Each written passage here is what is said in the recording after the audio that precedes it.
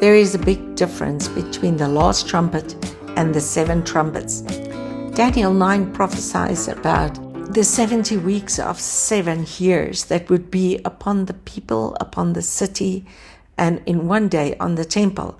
And Revelation picks it up as seals, trumpets, and vials.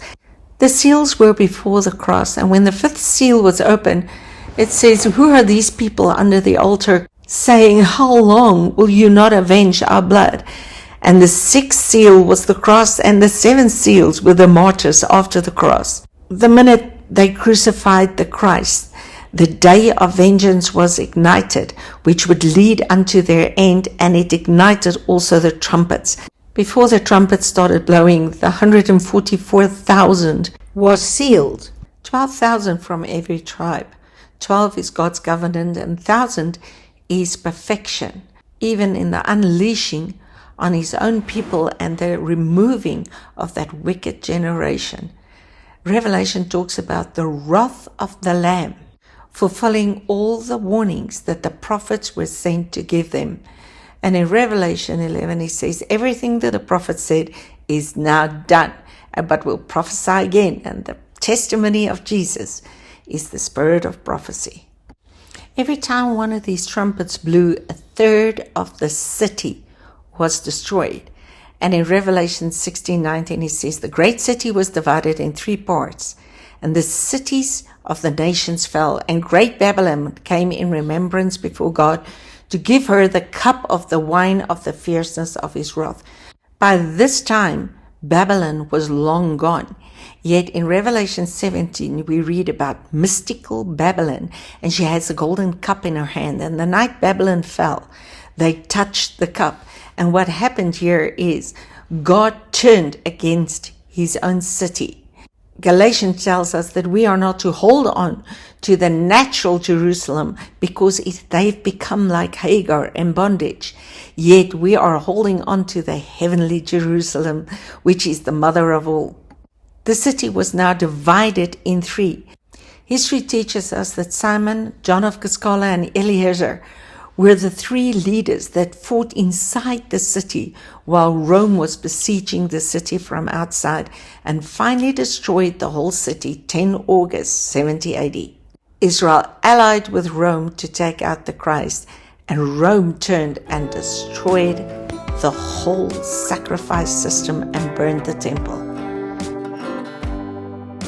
As the first 4 trumpets blew, every time 1/3 of the trees and the grass died, 1/3 of the sea became, 1/3 of the rivers and the fountains became blood. Men were butchered, 1/3 of the sun and the moon darkened. This all referred to the inner fightings within the city. And then came the last 3 trumpets, which started in 66 AD, when Rome started besieging Jerusalem. Daniel described this as a time of trouble that never will be again, and never was before this. And this all refers to Israel. The last 5 months is the description of the tribulation period. When we talk about persecution, it was the Jews that persecuted the Christians. But when Rome took over, they killed the Christians and the Jews. And this is the difference between persecution and tribulation. And as the Euphrates was dried up and Babylon fell, now mystical Babylon is falling, for the Euphrates spiritually is dried, for the nations streamed in and they came through Rome. Rome represented every nation.